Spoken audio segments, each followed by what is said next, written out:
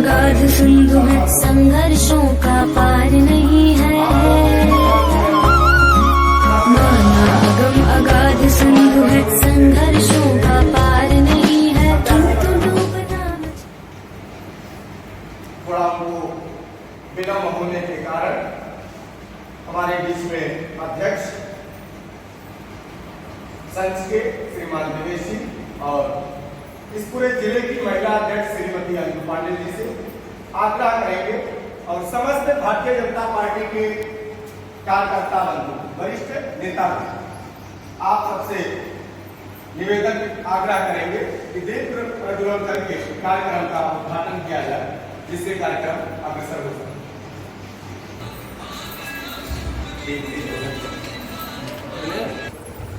शुभम करोति कल्याणं आरोग्यं दो लोग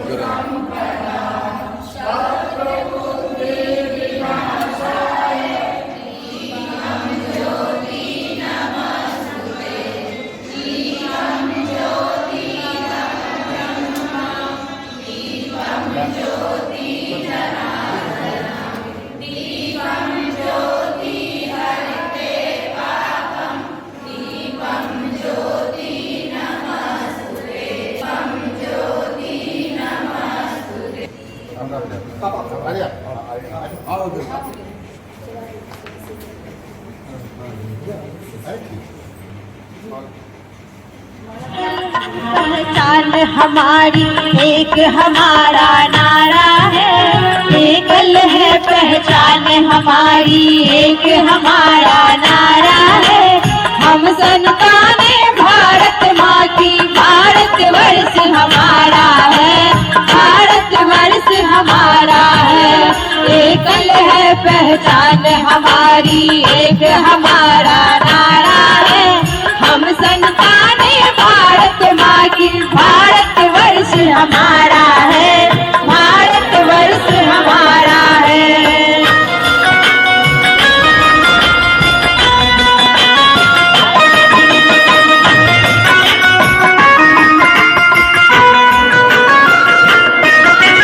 शिक्षा का दीपक लेकर हम गाँव-गाँव में जाएंगे, भारत की पावन भूमि को फिर से स्वर्ग बनाएंगे।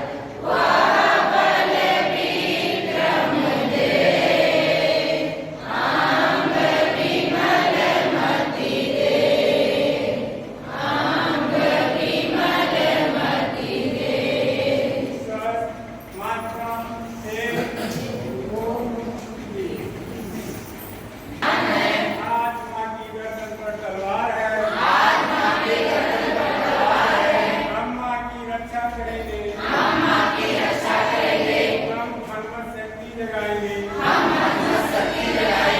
हम भारत को हिंदू राष्ट्र बनाएंगे। परिस्थिति बताया कि हमारे गर्दन पर तलवार है। ये गर्दन पर तलवार लोहे की तलवार नहीं, उससे भी बड़ी भयानक तलवार है।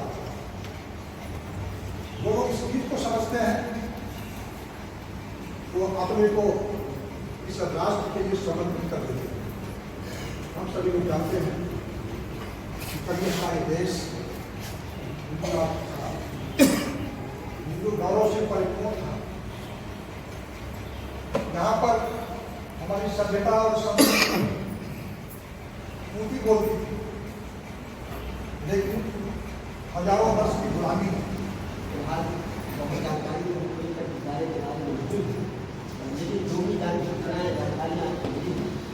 आपको देवतुल्य नहीं उससे भी बड़े पूजनीय है। आपका बहुत बहुत स्वागत है और हम ज़्यादा पूजा करते हैं क्योंकि हम राजनीतिक क्षेत्र से बोलते हैं।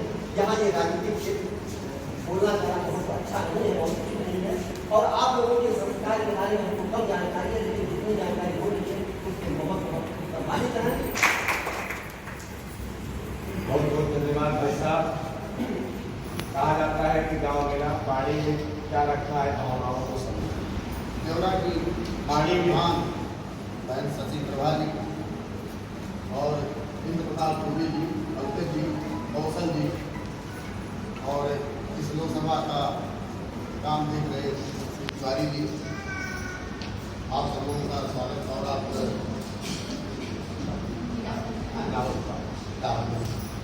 और इसके बुलावे में हम सब लोग आए हैं पूजा। हम लोगों का उद्देश्य भारत सिंह जी हैं। मुझे लगा कि अब बार आप चुनाव लड़ेंगे तो जरूर यदि जो नेता इनकी है नेता है कि हम लोग गए और गाँव के जो दबे पिछले गरीब लोग जिनको कहा जाता है कि भारतीय जनता पार्टी की परंपरा का रूप नहीं, ऐसे लोगों ने घर से निकल करके और इनके सौजन्य से हम लोगों का स्वागत किया। इस नाते आप बहुत क्षेत्र की महान है और प्रधान को एक संदरारी पद है, प्रधान को आप होंगी ही, लेकिन मेरी कामना है, पार्टी की इच्छा है कि आप गांव से थोड़ा आगे निकल करके और समाज सेवा में आगे बढ़ करके आप ऊंचे से ऊंचा दायित्व निभाने की कृपा करें। हम सब आपका सहयोग करेंगे। ऐसे सुभा सिंह जी, अभी आरती सोनी जी हमारे जो लोकसभा चुनाव के दृष्टिगत विधानसभा का काम देख रहे हैं, काशी जी की तरफ से श्रीमान कमलेश तिवारी जी, हमारे राष्ट्रीय स्वयंसेवक संघ के हमारे अधिकारी और जो चुनाव की दृष्टि से इससे गोसाई विधानसभा में समन्वय की भूमिका है, ऐसे पंकज शर्मा जी, हमारे मित्र और संघ और पार्टी के हमारे मंडल के उपाध्यक्ष दुबे जी, कौशल जी और जो एकल अभियान विधायक चुनाव से समिति के अध्यक्ष और हमारे मित्र वरिष्ठ पत्रकार भाई दिनेश शर्मा जी, दिनेश जायसवाल, हमारे पार्टी के नेता भाई सत्येंद्र सिंह कालू जी, मनीष वर्मा जी, रोटी जी और जिनके नाते हम सब एकल विद्यालय और पार्टी का जो समन्वय हुआ, इसकी जो श्रेय हम देते हैं पूजा जी को। पूजा जी अभी जो बहुत ही कुशलतापूर्वक कार्यक्रम को गति दे रहे संचालित कर रहे हैं। ऐसे एकल अभियान के संगठन मंत्री भाई राहुल जी, यहाँ पर उपस्थित हमारे सामने सभी हमारी माताएं बहनें, आप सबका बहुत बहुत स्वागत है।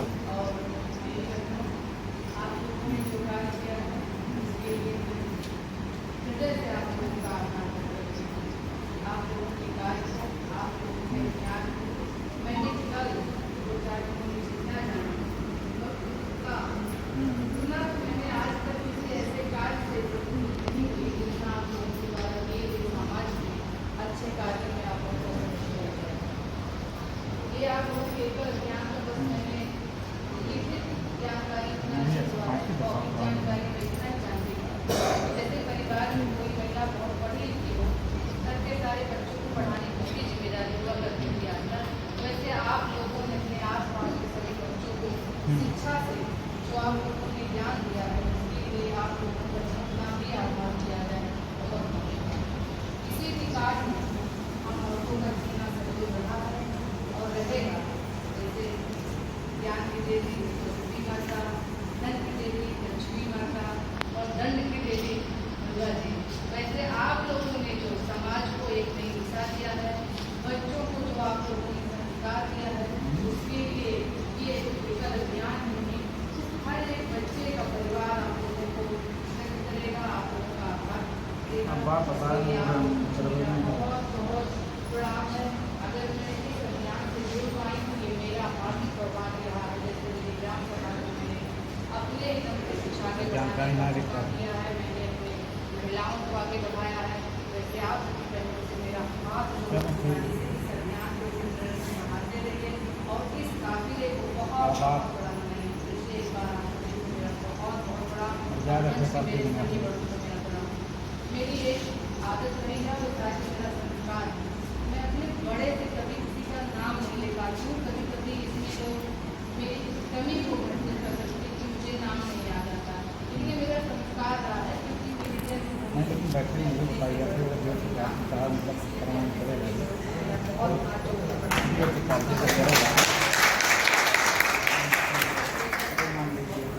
और आपने मुझे इस अभियान में जुड़ने के लिए मेरा सौभाग्य है और मैं आप सभी से ये प्रार्थना करती हूँ कि कोई दावा नहीं है कि मैं दावा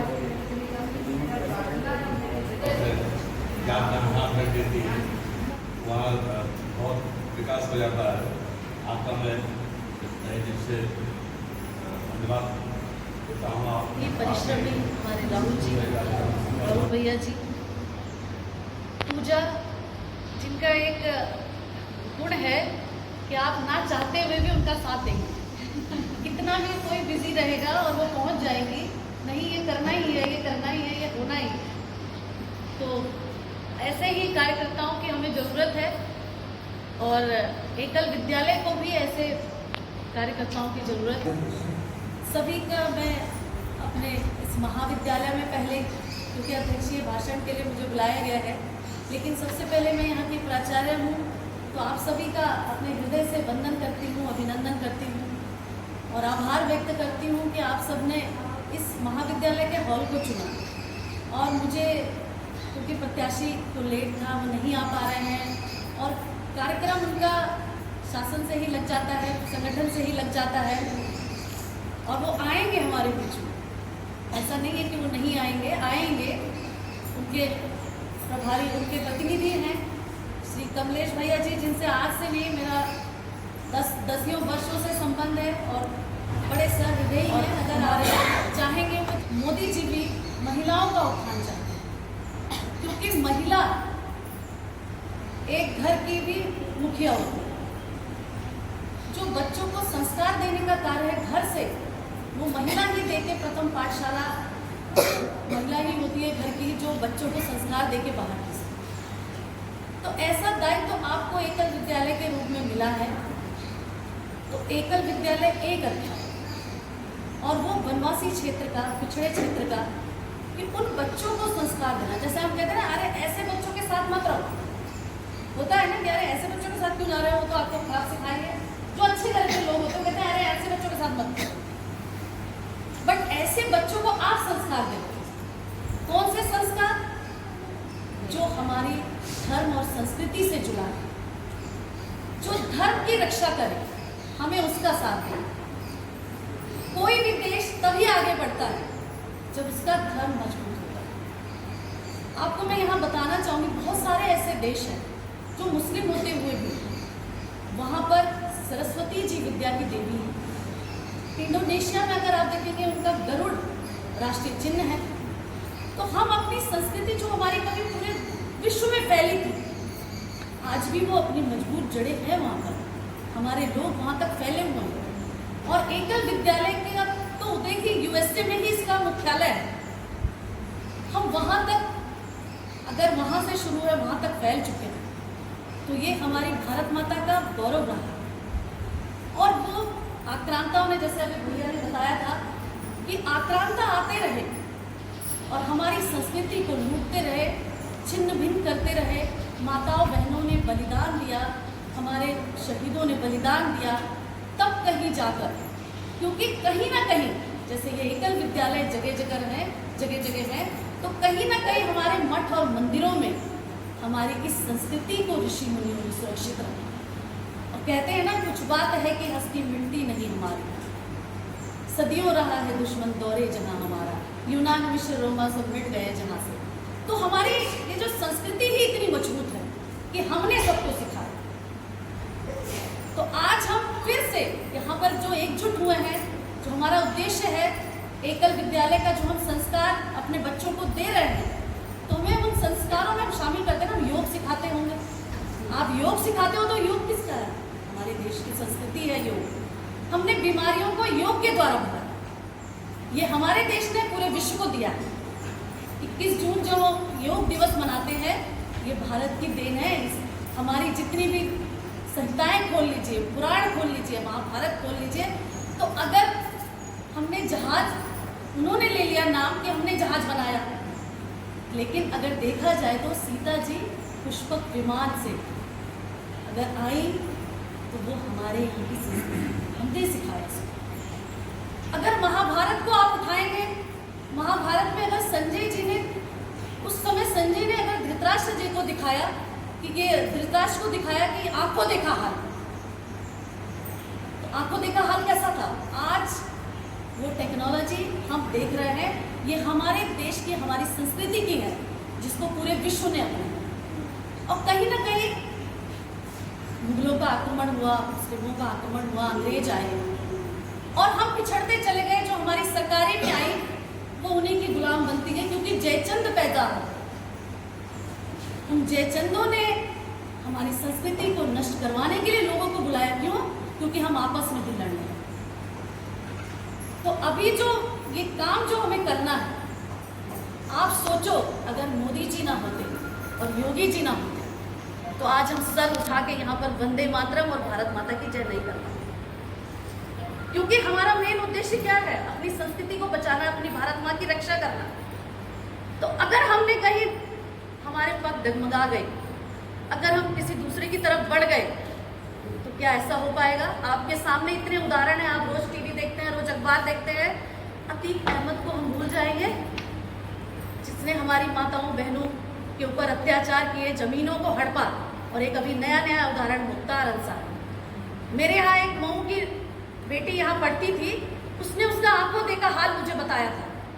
उसके घर पर भी इसका प्रहार उसने झेला था, उसके घर वालों कि मुख्तार अंसारी जैसा जो आतंक खत्म हुआ, ये हमारे धर्म की रक्षा करने वाले जो आज उच्च सिंहासन पर हमने बैठा रखा है, हमारे मोदी जी और हमारे योगी जी के द्वारा संभव होगा। आप सोचिए कि अगर 2 साल और आ गए होते, अगर हम कहीं पीछे रह गए होते और फिर से वही सरकारें होती, तो क्या हम अपने धर्म की रक्षा कर पाते? ऐसे ना जाने कितने बलिदान हमने राम मंदिर के लिए दिए, जो कि हमारी भारतीय संस्कृति में राम का नाम हम लेते थे। हम जानते थे कि वो अयोध्या में ही है, वो अयोध्या में ही पैदा हुए, सारे साक्ष्य उपलब्ध थे। हम रामलीलाएं करते थे, जगह जगह रामलीला होती थी, दुर्गा पूजा होती थी, लेकिन हम जोर से बोल नहीं पाते थे कि राम का यहीं पर जन्म हुआ, यहीं पर उनका मंदिर बनना चाहिए। उसके लिए भी कार सेवा हुई, ना जाने कितने बलिदान हुए, और सिर्फ वोट बैंक की राजनीति हुई और हमें जात पात में बांट दिया। लेकिन अगर हम अब जात पात के चक्कर में पड़ेंगे तो फिर वही समय हमारी पीढ़ियां झेलेंगी। जो आने वाली पीढ़ियां हैं उनको वो सब नहीं मिल पाएगा। आज हम अगर अंतरिक्ष में पहुंच गए, आज हमने चंद्रयान भेज दिया, ये हमारे जो नौनिहाल बच्चे हैं ये सब अछूते रह जाते हैं। और अतीक अहमद और मुख्तार अंसारी जैसे लोगों के साथ ये बंदूकें ढोते हुए घूमते हैं। वहां के लोग ये बताते हैं कि जो युवा होते थे उनको ये ले लेते थे। जो युवा पीढ़ी थी वो नशे में, ड्रग्स में, असलहा बेचने में, इन सब में वो युवा पीढ़ी हमारी जा रही थी। जो युवा पीढ़ी, जो अगर हमने देखा कि भगत सिंह 23 वर्ष की अवस्था में उन्होंने अपने भारत के लिए बलिदान दिया, फांसी पर चढ़ गए। रानी लक्ष्मीबाई 23 वर्ष की अवस्था में वो वीरांगना, उन्होंने अपना बलिदान दिया। तो ऐसी जो युवा शक्ति जो हमें चाहिए थी हमारे देश को आगे बढ़ाने के लिए, उस युवा शक्ति को ऐसे आतंकियों ने क्या किया? नशे की उसमें झोंक दिया। असलहा लेके चलवाने में, उनकी शिक्षा पर कोई ध्यान नहीं, शिक्षा से जोड़ रहे हैं।